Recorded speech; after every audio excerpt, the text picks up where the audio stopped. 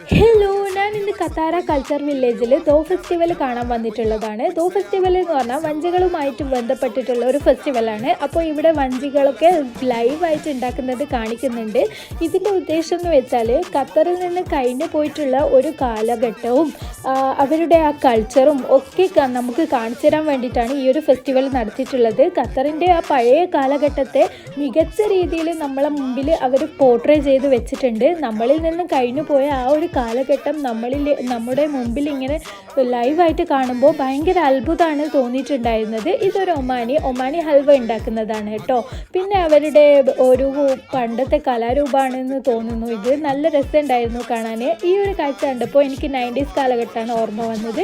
പിന്നെ ഇതൊക്കെ കണ്ടോ, അവരുടെ മത്സ്യസമ്പത്തിനെ പറ്റിയിട്ടുള്ള ഓരോ കഥകളും ഒക്കെ നമുക്ക് നന്നായിട്ട് വിവരിച്ചിട്ടുണ്ടായിരുന്നു. ലാസ്റ്റ് ഞാൻ അവിടെ നിന്ന് ഒരു ഹോട്ട് ചോക്ലേറ്റും കൂടി കഴിച്ചിട്ട് മടങ്ങി.